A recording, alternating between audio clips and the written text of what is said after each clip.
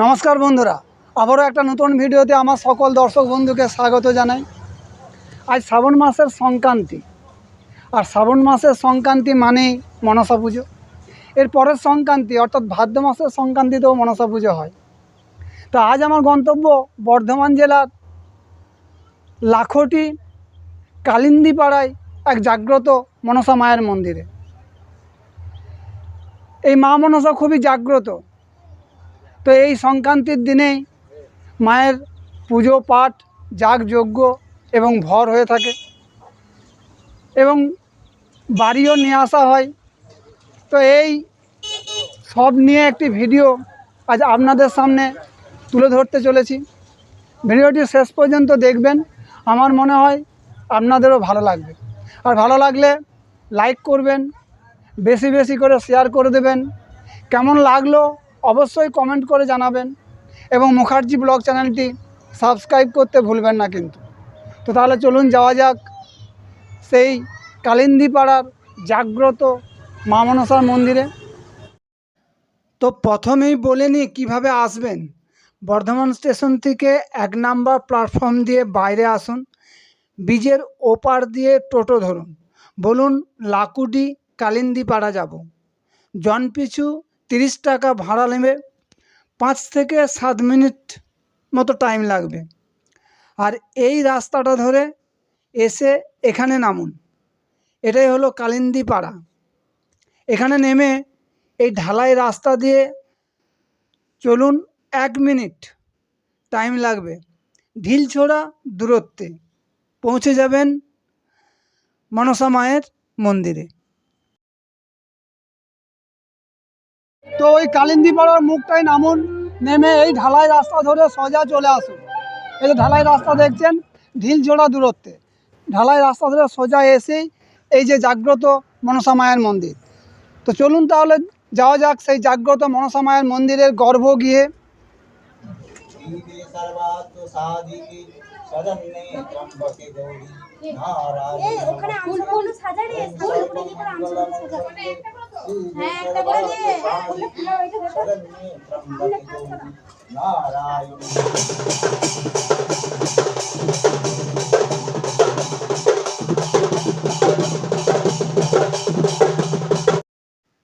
এখানে মায়ের পুজোর দিন ভক্তের উপর মা ভর করেন, আর এখানে নানা রকম সমস্যার মা সমাধান করেন।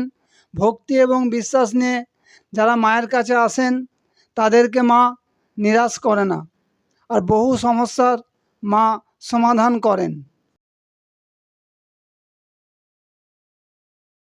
মায়ের পুজো কতদিন ধরে বলছেন? মায়ের পুজো 30 বছর হচ্ছে, এই বছরে 30 বছরে পা দিল। আচ্ছা আচ্ছা, 30 বছর ধরে আপনি করে আসছেন? 30 বছর ধরে আমি করছি। আচ্ছা, মাকে কিভাবে পেলেন যদি একটু বলেন? মাকে আমি স্বপ্নাদেশে পেয়েছি। আচ্ছা, তা এই মা আগে এই বেদিতে, এই মন্দিরে একজনের পুজো করতো আজ থেকে 30-35 বছর আগে। আচ্ছা, সেই ভদ্র মহিলা উনি মাকে ফেলে দিয়ে চলে যায়, তার আর কোনো হদিশ পাওয়া যায় না। কিন্তু তারপর থেকে দিনের পর দিন মা অবহেলায় ছিল এবং মায়ের উপরে নানা রকমের নোংরা জল ফেলে মানুষ অত্যাচার করতো। মা অদৃষ্ট হওয়ার পরে মা একদিন আমাকে স্বপ্ন দেয় যে তুই আমাকে নিয়ে পুজো কর। সেই দিন থেকে আমি মায়ের সাথে কথা বলি। আমি বলেছিলাম যে মা, আমি তো নিজে খেতে পাই না, গরিব মানুষ, তা আমি তোমার পুজো কিভাবে করব? আমি কিচ্ছু দিতে পারবো না, আর আমি তোমাকে নিতেও পারবো না। বললো না, তুই যা পারবি তাই দিবি, আর তুই নিজে পুজো করবি। তা আমি যখন মাকে পাই আমার সত্যি কিছু ছিল না। ধোঁয়াটা সরাও তো, ধোঁয়াটা। তা সেই মা আদেশ করার পরে মাকে আমি নিয়ে আসি। মাকে নিয়ে এসে আমার এই বেদিতে একটা ইটের উপরে আমি একটা ঘট বসিয়ে, মাটির ঘট বসিয়ে মাকে প্রতিষ্ঠা করি। 1996 সালে আমি মাকে পাই। 17/5/1996 সালে মাকে এই ঘট পেতে আমি মাকে ফটো দিয়ে প্রতিষ্ঠা করি। এখানে কি কি সমস্যার সমাধান হয়? দেখুন, এখানে সমস্যা বলতে মানুষ বিভিন্ন রকমের সমস্যা নিয়ে আসে। আচ্ছা, নিঃসন্তানের সন্তান হয়েছে, আচ্ছা, অন্ধ মানুষের চোখ হয়েছে, আচ্ছা, এবং হাওয়া বাতাস লাগা থেকে শুরু করে, বান মারা থেকে শুরু করে বিভিন্ন রকম মানুষ যারা সমস্যা নিয়ে আসে, আপনারা আপনি জানতে পারবেন যে এরকম যারা ভক্তরা আসে, আজকে বৃষ্টির জন্য অনেকেই কম আসতে পারেনি দূরে থেকে, বহু দূর দূরান্ত থেকে আমার এখানে লোক আসে, হায়দ্রাবাদ থেকে আসে, 24 পরগনা আছে, হাওড়া আছে, আপনার দক্ষিণ মেদিনীপুর আছে, বিভিন্ন দূর দূরান্ত থেকে লোক আসে। মাঙ্গলিক দোষ মাঙ্গলিক না, কাল সর্পদোষটা কাটানো হয় না, এখানে মাঙ্গলিকটা কাটানো হয়। এবং স্বামী স্ত্রীর অশান্তি, ঘরে উন্নতি নেই, এবং হচ্ছে যে আপনার কেউ যদি গলায় দড়ি দিয়ে মরে, সে বাড়িতে থাকতে পারছে না, তার বাড়ির লোক, বিভিন্ন রকমের বাড়িতে বাস্তুদোষ থাকলে সেগুলো আমরা ঠিক করে থাকি। ধরুন কেউ নিখোঁজ হয়ে গেছে, তাকে আনা যাবে? হ্যাঁ, তাকে আনা যাবে, তবে বিশ্বাসের উপরে তাকে আনা যাবে। এবার তার বাড়ির লোক যদি এসে বলে যে আজকে বলে দিচ্ছি, হয়তো 3 দিন পরে এসে চলে আসবে, হয়তো নাও আসতে পারে। কারণ এখন দেখুন, সাধুদের নিয়ে এখন বহু রকমের সব নানা রকমের মানে জালিয়াতি হচ্ছে।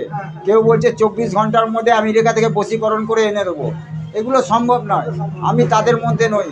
আমি মাকে সাধনা করি, মায়ের কাছে জানাই যে মা, তোমার এই ভক্ত তোমার কাছে এসছে, তোমার চরণে ঠাঁই দাও, তুমি মায়ের তার ভক্তর কাজ করে তুমি উদ্ধার করো। আমি হচ্ছি কর্মচারী, আমি মায়ের চাকর। মাকে আমি বলি, মায়ের সাথে কথা বলে মা যা বলে, মা যা করে দেয়, সেটাই কাজ হয় ভক্তের। টাকা পয়সা কেমন লাগে? টাকা পয়সা বলতে আমাদের কোনো চাহিদা নেই, এবং যদি কোনো রকম ধরুন তাবিজ যদি আমাকে কিনে আনতে হয়, ধরুন একটা রূপোর তাবিজ লাগবে, সেটা তো আমার পক্ষে সম্ভব না। সেই তাবিজটা যদি ভক্তরা এনে দেয় ভালো, না এনে দিলে আমি নিজে পয়সা খরচা করে দিই, তার মূল্যটা আমি নিই। যেগুলো আমার কিনে এনে দিতে হয় সেগুলো আমি মূল্য নিই, বাকি আমার এখানে কোনো মূল্য নেই, কোনো চাহিদা নেই। 2000, 5000, 10,000 কোনো গল্প নেই এখানে। আচ্ছা, কেউ যদি ফোন করে, তো আপনার ফোন নাম্বারটা পাওয়া যাবে? হ্যাঁ, আমার সাথে এখানে এলে ফোন করে এলে খুব ভালো হয়। আর আমার এখানে এলে পরে সময় নিয়ে আসতে হবে, কারণ এসে তাড়াহুড়ো করলে কাজ হবে না। মিনিমাম এখানে যারা ভক্তরা আসে সবাই জানে আমাকে, আমি 100টা রুগী দেখি না, আমি 10 জনকে দেখবো A to Z এবং গ্যারান্টি দিয়ে দেখবো। আমার ফোন নম্বর হচ্ছে 8509560850। আচ্ছা, ভক্তদের উদ্দেশ্যে কি বলবেন? ভক্তদের উদ্দেশ্যে এটাই বলবো যে আরও ভক্তরা আসুক। আপনারা দূর দূরান্ত থেকে যারা আপনারা দেখছেন, যারা আসতে পারছেন না বা কোনো সমস্যায় আছেন, আগামী দিনে তারা আসুন মায়ের কাছে। মায়ের অনেক কৃপা আছে, অশেষ কৃপা আছে। কি করে বলবো, মানে এত বলে বোঝাতে পারবো না, কারণ আমি নিজে পেয়েছি। দেখুন, সত্যি কথা একটা বলি, লাস্ট কথা, আমি যখন মাকে পাই, আমার এমন অবস্থা ছিল, আমি বস্তা গায়ে দিয়ে শুতাম আর বস্তা পেতে শুতাম, আমার ক্যাথা কম্বল কিছু ছিল না, মাথার উপরে ছাদ ছিল না। এই মায়ের কৃপায় আজকে আমার কোনো অভাব নেই। আমি মানে কি বলবো, আমার সব কিছু আছে আজকে। আমি মানে হিরো থেকে জিরো হয়ে গেছি আজকে, মায়ের কৃপা। মা ছাড়া কোনো গতি নেই। আমি কামাখ্যায় গেছিলাম, মা কামাখ্যার চরণে আমার কোটি কোটি প্রণাম। মা কামাখ্যার কাছে যা চেয়েছি তার থেকে বেশি পেয়েছে, মা আমাকে কৃপা করেছে। তারাপীঠেও গেছি, এবং বিভিন্ন শ্মশানে আমরা যাই, আমাদের সাধনা করতে হয় শ্মশানে। মা কামাখ্যার শ্মশানে আমরা সাধনা করেছি। আচ্ছা, দিদিভাইয়ের বাড়ি কোথায়? আমার পূর্বন চন্দনপুর গলসিলাই। এই মায়ের মন্দিরে প্রথম এলেন? না, মায়ের মন্দিরে অনেক দিনই ধরেই আসছি। অনেকদিন ধরে আসছে। আচ্ছা, মা খুব জাগ্রত? খুবই জাগ্রত। মায়ের কাছে এসে মানত করলে মনস্কামনা পূরণ হয়? সব হয়। আপনার হয়েছে? হ্যাঁ, হয়েছে। কিছু বলতে পারবেন?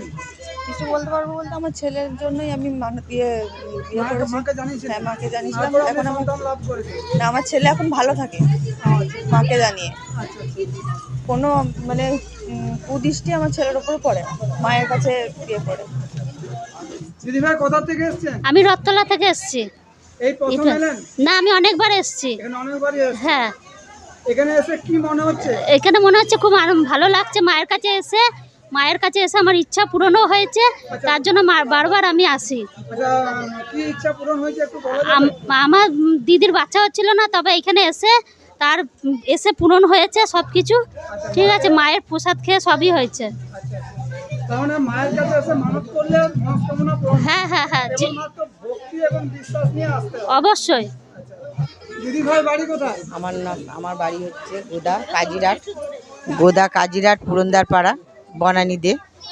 যে এখানে আমরা আসি, এখানে ঝাড়া ছুরি সবই হয়। সত্যদাসের এখানে মন্দিরেতে আসি, অনেক দিনকার, বহুদিন মন্দির, পুরনো মনসা মন্দির, বহু দিনকার। হ্যাঁ, ভক্তরা কি কি বার আসে? মঙ্গলবার শনিবার মঙ্গলবার শনিবার। কখন, সকালে না বিকালে? সকালে বিকেলে সন্ধ্যেবেলা। আচ্ছা, এখান থেকে কি কি দেওয়া হয় মায়ের? মায়ের ঘটের জল, হ্যাঁ ঘটের জল, পুষ্প এসব দেওয়া হয়, চান জল, ঝাড়াঝুড়ি হয়, সবই হয়। আচ্ছা, এখানে কোনো মাদুলি, তাবিজ, কবজ এসব দেওয়া হয়? হ্যাঁ হ্যাঁ। আচ্ছা, এর জন্য কোন মূল্য লাগে, টাকা পয়সা? না না, টাকা পয়সা না, মা বারণ করেছে, টাকা পয়সা নেওয়া হয় না, যে খুশি করে দেয়। হ্যাঁ, খুশি করে দিলে নেয়। দিদিভাই কোথেকে এসেছেন? আমি রাজগঞ্জ রাধা গোবিন্দ পল্লী থেকে আসছি। এই প্রথম এলেন?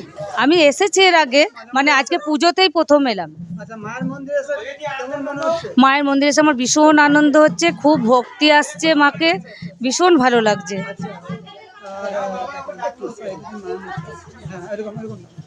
আচ্ছা, এখানে এলে কি কি মনস্কামনা মাকে করলে মা পূরণ করে? মায়ের যাবতীয় মনস্কামনা মা পূর্ণ করেন। কার বাচ্চা হচ্ছে না, কার স্বামী স্ত্রী অশান্তি হচ্ছে, কারোর গায়ে হাতে ব্যথা, কোনো অশ্বরোগ বা পেটের কোনো ব্যথা বা কোনো গায়ে হাতে ব্যথা, মায়ের নাম করে সাধু বাবা একটু তেল পোড়া দিলেই ভালো হয়ে যায়, এবং ফুল পুষ্প মাদুলি এইসব দিলেই ভালো হয়ে যায়, এবং তার জন্য কোনো মূল্য ধার্য করা নেই। ভক্তরা যদি কোনো মানে মনে ভাবে যে না মাকে একটু পুজো দেব, তাহলেই পুজো দেওয়া হয়, আর সাধু বাবার কোনো চাহিদা নেই। আচ্ছা, বলছে অনেক সম্বন্ধ দেখা হয়েছে কিন্তু বিয়ে হচ্ছে না, এখানে এসে মাকে জানালে হ্যাঁ হ্যাঁ, সেটাও হয়। হ্যাঁ, মায়ের কাছে মন ভক্তি করে চাইলে সেটাও পূরণ হয়। বাড়িতে অশান্তি, এখান থেকে কিছু করা যাবে? হ্যাঁ হ্যাঁ, সেটাও ঠিক হবে। স্বামী স্ত্রীর মধ্যে ঠোকাঠুকি চলছে, সেইটাও ঠিক হবে, মা সেটাও ঠিক করে দেবে। ঠিক করে দেয়? হ্যাঁ, বাহ, মা তো একদম মা সত্যি খুব জাগ্রত। মাকে দিয়ে মন দিয়ে মনে শ্রদ্ধা নিয়ে ডাকলে মা ঠিক কথা শোনে। কেবল ভক্তি এবং বিশ্বাস। হ্যাঁ, আপনি একটু বলুন। আমি খুব অসুস্থ ছিলাম, আচ্ছা। দিয়ে মানে অনেক জায়গায় দেখেছিলাম, ঠিক করছিলাম, দিয়ে আমার মেয়ের সামান্য ঠান্ডা লেগেছিল, তাই আমি ভাবছিলাম তাহলে এখানে ঝাড়িনি, এই ঝাড়াতে এসে বোঝা গেলো যে আমি শরীরটা খারাপ, তো এখানে এসে আমি ঠিক হয়েছি, মানে অন্য অন্য জায়গায় এসে ঠিক করতে পারিনি, তবে থেকে মাকে মানি, আর সত্যি মা আছে আমি নিজেও জানি। মায়ের কাছে এসে মানত করলে মা অবশ্যই মা মানে মা কিছু চাইতে হয় না, মন থেকে তুমি একবার বলো, মা সেটাই করবে। শুধু মন থেকে বলো, তোমাকে মুখ ফুটে কিচ্ছু বলতে হবে না, আমি জানি, আর এটা আমি প্রমাণ পেয়ে গেছি। দিদিভাইয়ের নামটা বলুন। আমার নাম হচ্ছে রঙ্গিলা যাদব। তো মায়ের পুজো উপলক্ষে এখানে রান্না হচ্ছে, পুজো শেষে এখানে বসিয়ে খাওয়ানো হবে, দেখতেই পাচ্ছেন। আচ্ছা, এটা কিসের তরকারি হবে? পোস্ত, ঝিঙে পোস্ত? আচ্ছা আচ্ছা, ঝিঙে পোস্ত আর কি? ঝিঙে পোস্ত, মুগের ডাল আর ভাত, দুপুরে খাবার। আচ্ছা আচ্ছা, মানে এটা কি বসিয়ে খাওয়ানো হয়? আচ্ছা আচ্ছা। তো বন্ধুরা দেখতেই পাচ্ছেন, আর এখানে মনে হচ্ছে একটা চচ্চড়ি হবে, ওই জন্যে আনাজ কাটছে, ছাঁচড়া হবে। আচ্ছা আচ্ছা। তো বন্ধুরা, বিশ্বাস এবং ভক্তি নিয়ে মায়ের কাছে আসুন, মায়ের কাছে মানত করুন, মা মনস্কামনা অবশ্যই পূরণ করবে। মা কাউকে নিরাশ করে না, মা কাউকে খালি হাতে ফেরত পাঠায় না। তো যাই হোক, আজকের এই ভিডিও কেমন লাগলো অবশ্যই কমেন্ট করে জানাবেন, আর ভালো লাগলে একটা লাইক করে সাথে থাকবেন এবং একটা সাবস্ক্রাইব করে পাশে থাকবেন। তো আবার দেখা হবে পরবর্তী অন্য কোথাও, অন্য কোনো দিন, অন্য কোনো নতুন ভিডিওতে। ভালো থাকবেন, সুস্থ থাকবেন। তাহলে সবাই মিলে একবার বলুন, জয় মা মনসার জয়।